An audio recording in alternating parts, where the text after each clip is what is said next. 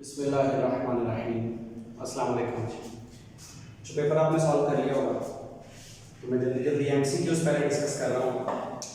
पहला सवाल जो है उसमें एमसीक्यू ये है, आंसर ये वाला आ रहा है और ये आंसर इस फॉर्मूले के तहत आ रहा है। 3x से मल्टीप्लाई डिवाइड करेंगे, 2x से करेंगे, x कैंसिल हो गए, 3/2 आंसर बन जाएगा। ये आपकी बुक का सवाल है एक्सरसाइज 1.3 का, वहीं से एमसीक्यू लिया गया, बी वाला ऑप्शन सही है।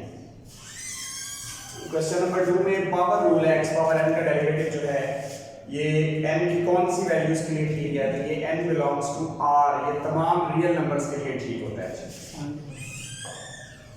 f of x is equal to x power 2/3। Third question, इसमें आपने एक तो f डैश x फाइंड करना है, मतलब डेरिवेटिव लेना है इसका। पावर रूल लगेगा, 2/3 साइड पे लिख के 2/3 में से -1 करेंगे, ये x पावर -1/3 हो जाएगा और इस पावर को पॉजिटिव बनाने के लिए नीचे ले आएंगे। ये f डैश ऑफ x आ गया। सवाल में कहा गया डैश ऑफ 8 फाइंड करें, तो जहां जहां x है वहां 8 पुट कर दें।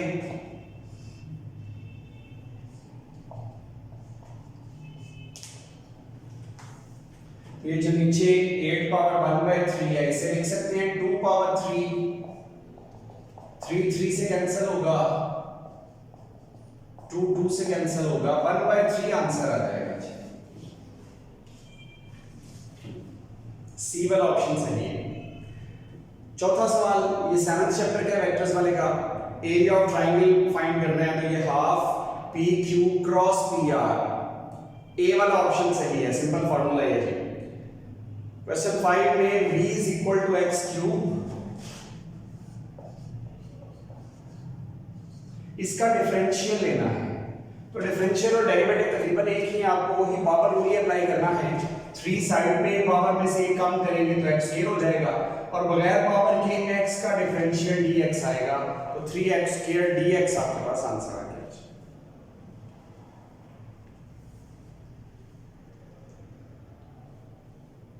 फिर है y is equal to sin x then y4 का मतलब 4 मरतबा डिफरेंशिएट करें, एक बार sin को डिफरेंशिएट करेंगे cos आएगा, फिर करेंगे माइनस sin आएगा, फिर करेंगे माइनस cos आएगा, फिर करेंगे sin आ जाएगा। तो वो आपसे y4 का आंसर पूछा हुआ है, तो वो sin x आएगा, ए वाला ऑप्शन होगा। सातवां है इनइक्वालिटी दी हुई है x + 2y <= 6, और नीचे जो पॉइंट्स दिए हुए हैं आपको बारी बारी हर पॉइंट को आपने इसी इनइक्वालिटी में पुट करना है, और आप देखेंगे कि जब बारी बारी हर पॉइंट को इनइक्वालिटी में पुट करेंगे तो लास्ट वाला जो पॉइंट है डी वाला 3 1 वो इसको सेटिस्फाई कर देगा, मतलब 3 1 पुट करके आपके पास आंसर आ जाएगा 5 < 6। तो जाहिर है 5 < 6 ट्रू है, इसलिए डी वाला ऑप्शन सही है। 8th क्वेश्चन x = -1 किसका सॉल्यूशन है, वैसे ही सवाल है, हर इनइक्वालिटी में x की जगह -1 पुट कर देंगे, सी वाले में पुट करेंगे तो आंसर दुरुस्त आ जाएगा। 9वां सवाल है 2i क्रॉस 2i, यहां i जो है वो वेक्टर है, यूनिट वेक्टर, और जब सेम यूनिट वेक्टर्स आप ये 2 से मल्टीप्लाई होकर 4 हो जाएगा, और जब सेम वेक्टर्स आपस में मल्टीप्लाई होते हैं तो आंसर नल वेक्टर यानी 0 आ जाता है, तो डी वाला ऑप्शन सही है, 0 वाला।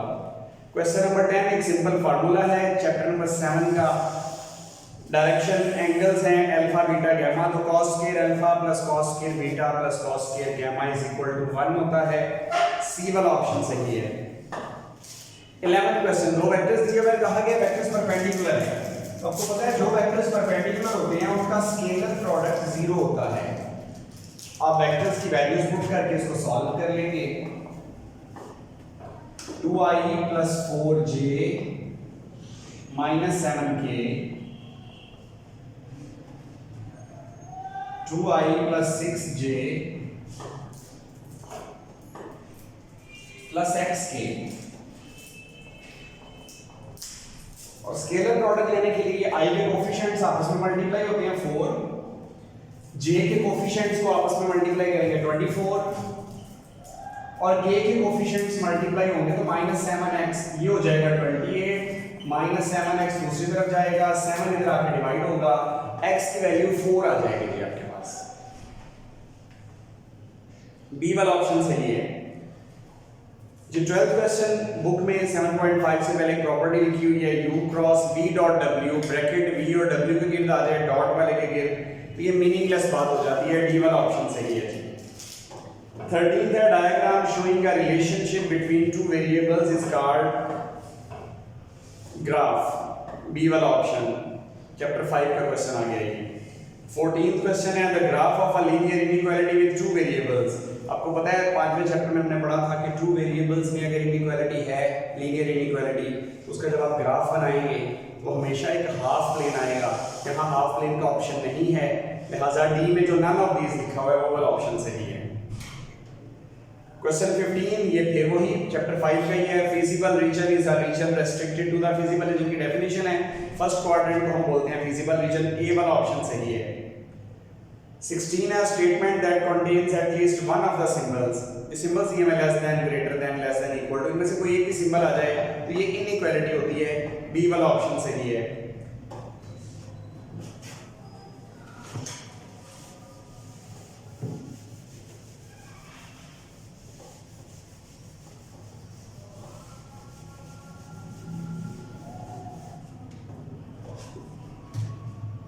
जी नेक्स्ट है e power f of x का डेरिवेटिव।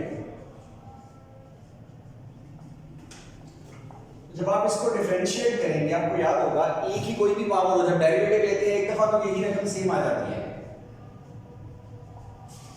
और उसके बाद कोई पावर का डेरिवेटिव लिया जाता है, पावर f ऑफ x, उसका डेरिवेटिव लेंगे तो साथ में डैश ऑफ x आ जाएगा। ये आंसर आ गया। सी वाला ऑप्शन सही है। अच्छा, लॉग की एक प्रॉपर्टी ये होती है कि आप जिस हिस्से का लॉग ले रहे हैं, फर्ज करें कि 4 का लॉग ले रहे हैं और बेस भी अगर 4 आ जाए, दोनों चीजें सेम आ जाए, आंसर 1 होगा। अब यहां यही वाली प्रॉपर्टी यूज की गई है लेकिन लिखा इस तरह से हुआ है log b a is equal to 1। तो बताइए b किसके इक्वल होना चाहिए? जाहिर है a और b आपस में इक्वल होने चाहिए, तभी ये रूल अप्लाई होगा। तो a इक्वल टू b वाला ऑप्शन सही है, बीटा वाला। 19 x इक्वल टू 80 स्क्वायर। एक y वाला फंक्शन दिया हुआ है 280, एक x वाला फंक्शन दिया हुआ है 80 स्क्वायर और आपको dy बाय dx फाइंड करना है। वैसे तो शॉर्ट क्वेश्चन करें तो चेन रूल लगेगा, इसे विद रिस्पेक्ट टू t करें, इसे करें, चेन रूल लगा के आपस में सॉल्व करें।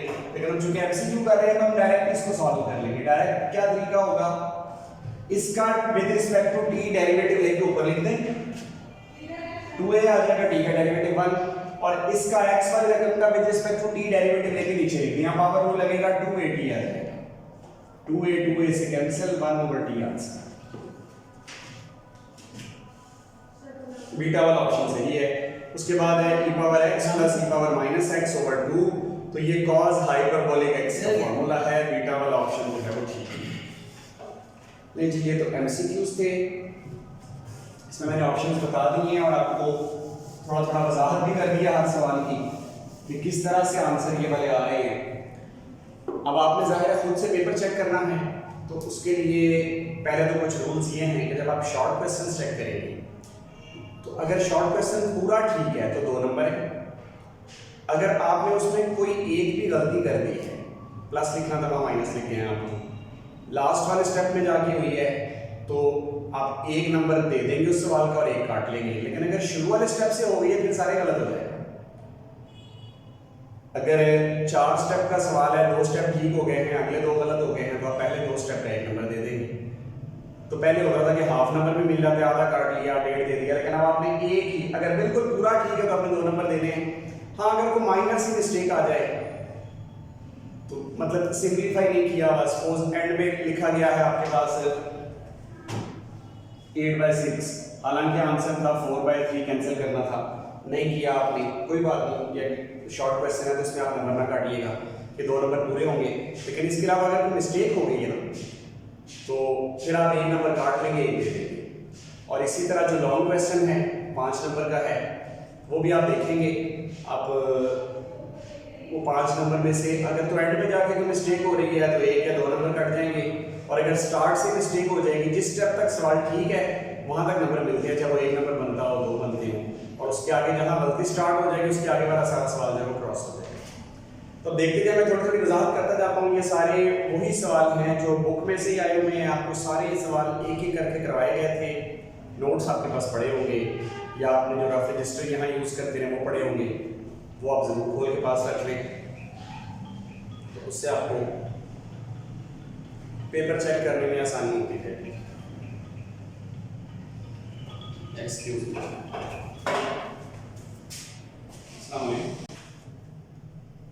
जी, क्वेश्चन नंबर 2 फर्स्ट पार्ट। ये तो इवन और ऑड फंक्शन जो है उनकी टर्म्स को डिफाइन करना है।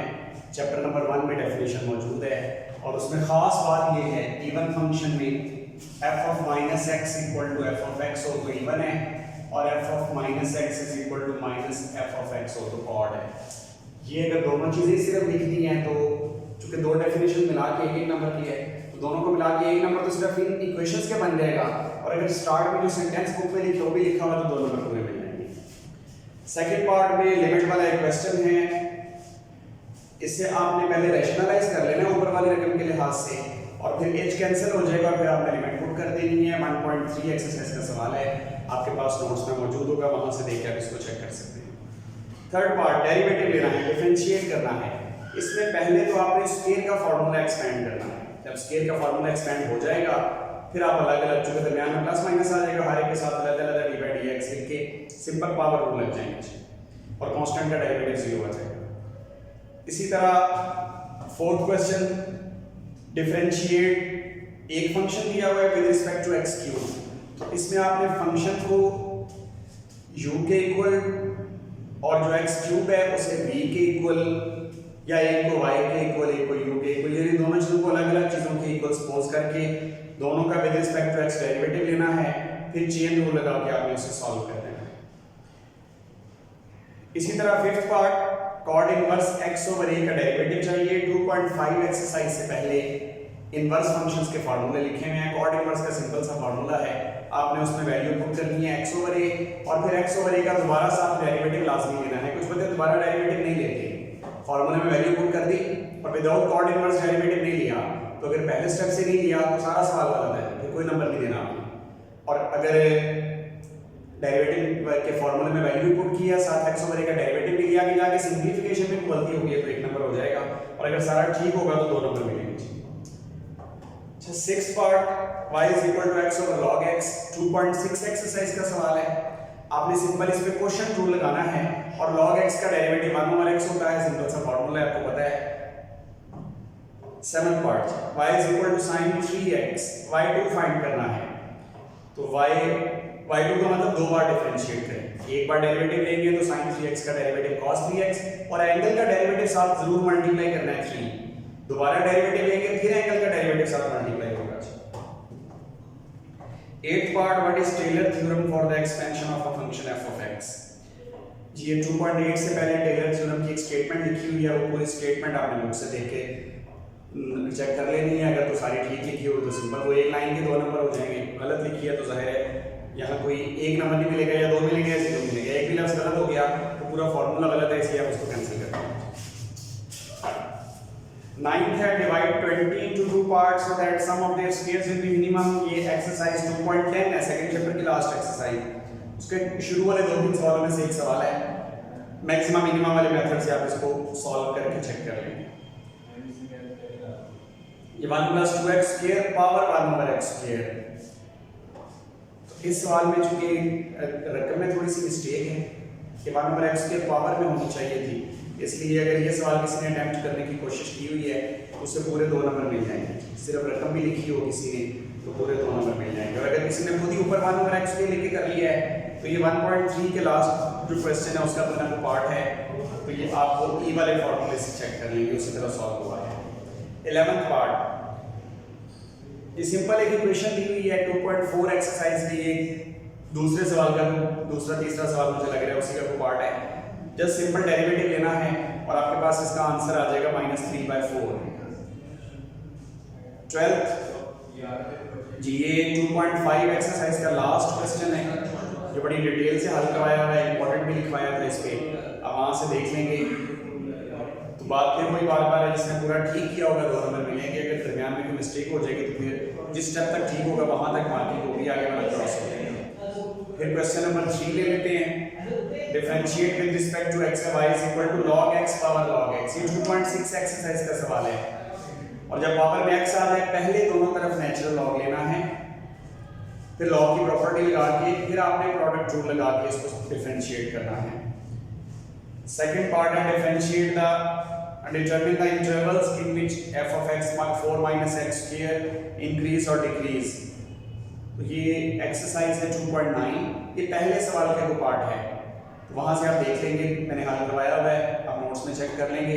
फर्स्ट डेरिवेटिव लेके इंटरवल की वैल्यूज पुट करनी है, जितनी वैल्यूज के लिए फर्स्ट डेरिवेटिव का आंसर पॉजिटिव होगा आप कहेंगे ये इंटरवल इंक्रीजिंग है, जहां नेगेटिव होगा वो डिक्रीजिंग है। थर्ड है define point of inflection.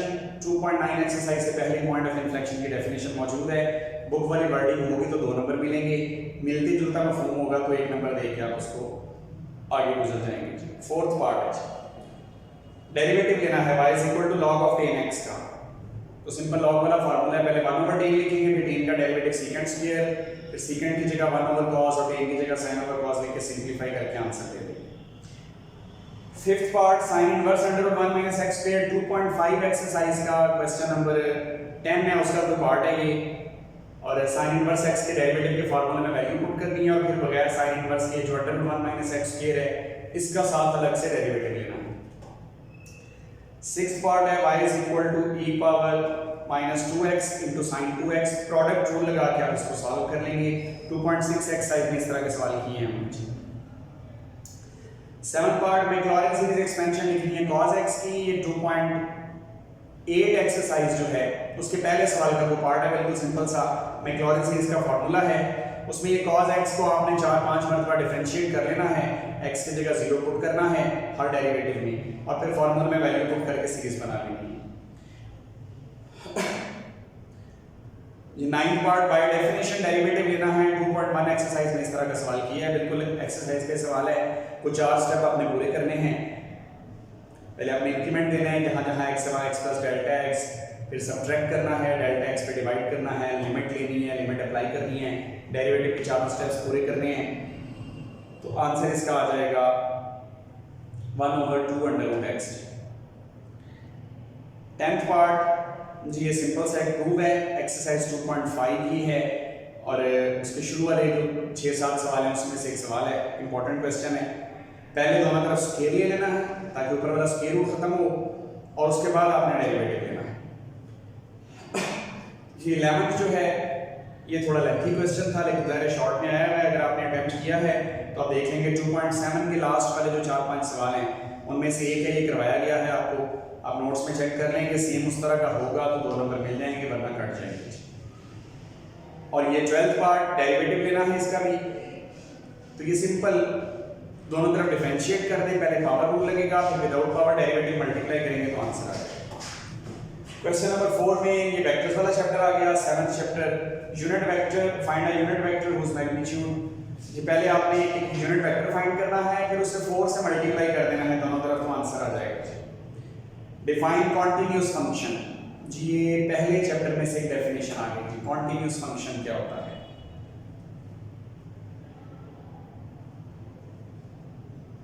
If a plus b plus c is equal to 0, prove that a cross b, b cross c, c cross a। जी 7.4 एक्सरसाइज का क्वेश्चन है, ये जो a plus b plus c equal to 0 दिया हुआ है, एक मरतबा आप इस इक्वेशन के दोनों तरफ वेक्टर a से क्रॉस प्रोडक्ट ले लेना है, कोई ना कोई आंसर आ जाएगा, फिर वेक्टर b से क्रॉस प्रोडक्ट ले लेना है, तो दोनों इक्वेशंस को कंपेयर करेंगे तो आंसर आ जाएगा। अच्छा, फोर्थ है express the perimeter P of square of a function as its area, ये पहले चैप्टर का 1.1 का ही क्वेश्चन नंबर 3 का कोई पार्ट है, 4 पार्ट्स में से ये चारों ही इंपॉर्टेंट थे, आसान सा सवाल आप देख लेंगे वहां से। डोमेन और रेंज फाइंड करनी है, क्वेश्चन नंबर उसी 1.1 एक्सरसाइज का जो चौथा सवाल है उसका कोई एक पार्ट है, ये भी रिवीजन में दोबारा भी आपको सारे डोमेन में डिस्कस करके बताई थी। आगे लिमिट वाला क्वेश्चन आ गया, ऊपर वाले रकम के भी फैक्टर्स बना लें, नीचे वाले के भी फैक्टर्स बना लें, कुछ ना कुछ चीज आपस में कैंसिल हो जाएगी, जो बचेगा उसमें आप लिमिट अप्लाई कर देंगे। 7th पार्ट है determine whether the function is even और ऑड, जहां जहां x है वहां आप माइनस एक्स पुट करेंगे, सेम आंसर रिपीट हो जाएगा, तो ये इवन फंक्शन है, ये इसका आंसर होगा। उसके बाद चैप्टर 5 का है 8th पार्ट, ग्राफ ड्रॉ करना है इक्वालिटी का। पहले इक्वेशन की फॉर्म में लिखेंगे, फिर एक बार x की जगह 0 लिख के y की वैल्यू फाइंड करके एक पॉइंट बना लेंगे, फिर y की जगह 0 लिख के x की वैल्यू फाइंड करके दूसरा पॉइंट बना लेंगे, ग्राफ पेपर पे लगा के एक स्ट्रेट लाइन लगाएंगे, फिर टेस्ट पॉइंट के तौर पे 0 0 पुट करेंगे तो आपके पास आंसर फॉल्स आ जाएगा। ओरिजिन की ऑपोजिट साइड को शेड कर देंगे। जी सेम काम आपने इससे अगले सवाल में करना है, वो भी इसी तरह करेंगे। 10th पार्ट है find vector from A to origin. ये 7.1 का सवाल है, इंपॉर्टेंट क्वेश्चन है, अभी टेस्ट में भी आया था, आपको वहां टेस्ट में सॉल्व करके भी दिखा दिया था। ए ओ इसमें फाइंड करना है, ओ ए फाइंड किया होगा तो गलत हो जाएगा सारा। आगे यूनिट वेक्टर की डेफिनेशन है, आप चाहे फिजिक्स में जो याद की थी वो लिख दें, चाहे मैथ में जो की हुई है वो लिख दें। Find a vector of length 5 in the direction opposite of that. जो वेक्टर दिया है पहले इसका यूनिट वेक्टर निकालें, फिर इसे -5 से मल्टीप्लाई कर दें तो आपके पास आंसर आ जाएगा। उसके बाद वेक्टर प्रोडक्ट फाइंड करना है दो वेक्टर्स का, उसकी डेफिनेशन बता दें आप जी। उसके बाद आ जाइए लॉन्ग क्वेश्चन में। तो पहला सवाल एक्सरसाइज 1.3 में से, इसके क्वेश्चन नंबर 3 के लास्ट वाले 2-3 पार्ट्स में से एक पार्ट है। ये ऊपर से साइन ओवर कॉस लिख के साइन कॉमन लेके नीचे कैंसिल कर लेना है, फिर एलसीएम लेके इसको सिंपलीफाई करना है, फिर लिमिट अप्लाई करनी है नीचे। तो अगर सारा ठीक होगा तो 5 नंबर, वरना स्टेप बाय स्टेप आप देखते जाएं। इसमें शायद स्टेप ही 4-5 है, जितने स्टेप ठीक है उतने नंबर मिल जाएंगे। बी पार्ट इसका जो है ये एक्सरसाइज 2.4 का, इस पे भी लिखवाया था कि लॉन्ग के लिए बड़ा अहम सवाल है जी, पेपर में आया हुआ है। पहले x को with respect to t differentiate कर लेंगे, फिर y को कर लेंगे, फिर चेन रूल अप्लाई करके हम इसका आंसर लगाएंगे। क्वेश्चन नंबर 6 जी, ये भी एक्सरसाइज 2.9 का है, मैक्सिमा मिनिमा वाला। ये लास्ट वाले 2 सवालों में से एक सवाल है। तो फर्स्ट डेरिवेटिव लेना है, इक्वल टू 0 पुट करके x की वैल्यू ले लेनी है, फिर इसका सेकंड डेरिवेटिव लेना है, x की वैल्यू वहां पुट करनी है। सेकंड डेरिवेटिव में पुट करके अगर आंसर नेगेटिव आ जाएगा तो फिर हम कहेंगे कि this has maximum value. B जो है वो फाइंड अल्फा सो दैट, ये बड़ा आसान सा सवाल है, चैप्टर नंबर 7 का ही है। ये मैग्नीट्यूड आपने फाइंड करनी है, मैग्नीट्यूड वाला फार्मूला आपको पता है कि 7.2 में ही होगा सवाल। इधर मैग्नीट्यूड का फार्मूला लगा दे, राइट हैंड साइड पे 3 वैसे लिखते रहेंगे, दोनों तरफ स्केल लेके सिंपलीफाई करके अल्फा की वैल्यू सेपरेट कर लेंगे। क्वेश्चन नंबर 7 ये 2.5 एक्सरसाइज में आपने ये वाला सवाल किया हुआ है।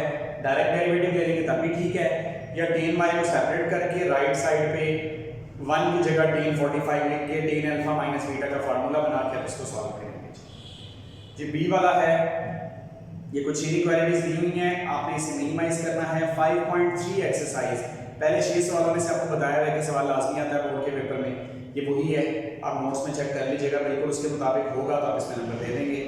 अगर किसी ने शेड ही गलत किया हुआ है तो जाहिर है उसको तो कोई नंबर भी नहीं मिलेगा, वहां तक ठीक है तो वहां तक 3 नंबर हो जाएंगे पीछे वाला सारा करके। आगे कॉर्नर पॉइंट फाइंड कर ली है तो 1 नंबर उसका होगा, और अगर कॉर्नर पॉइंट पुट करके पता भी चला लिया कि मिनिमम कहां वैल्यू आ रही है फिर पूरे 5 नंबर मिल जाएंगे। क्वेश्चन 8 y2 फाइंड करना है, इक्वेशन दी हुई है, ये x2 xy2 नहीं है, x2 y2 है, 2 मरतबा डिफरेंशिएट करना है। एक बार डिफरेंशिएट करके dy/dx की जगह y1 लिख के उसको सेपरेट कर लेंगे, फिर उसका दोबारा डेरिवेटिव लेंगे तो y2 आ जाएगा। जिसका बी वाला पार्ट जो है ये एक्सरसाइज 1.4 का है, इंपॉर्टेंट क्वेश्चन है, कॉन्टिन्यूटी जो फंक्शन के डिस्कस करते हैं हम, या वहां से देखेंगे। ये एक्सरसाइज 1.4 जो है उसका सेकंड लास्ट क्वेश्चन है। Question number 9 find volume of tetrahedron. 7.5 exercise, एक ही सवाल पे निशान लगवाया हुआ है, उसमें ये लॉन्ग के लिए बड़ा अहम है, वॉल्यूम ऑफ टेट्राहेड्रन। इसमें आपने पहले vector A B, vector A C, vector A D find करके इन तीनों वेक्टर्स का स्केलर ट्रिपल प्रोडक्ट ले लेना है तो आपके पास आंसर आ जाएगा। बी पार्ट है by using vectors prove that. जी ये 7.4 एक्सरसाइज का इंपॉर्टेंट क्वेश्चन है, ये डायग्राम बना के और आपने वेक्टर प्रोडक्ट लेके यूनिट वेक्टर्स का डिटरमिनेंट फॉर्म में सॉल्व करके किया हुआ है, आपके पास मौजूद होगा, वहां से देखेंगे आप।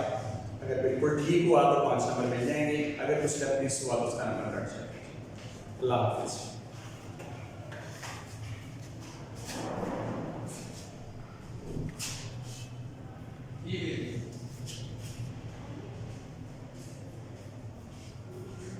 स्टॉप कर दो यहाँ से, खत्म हो गई है, खुद ही हो जाएगा, ऐसे कर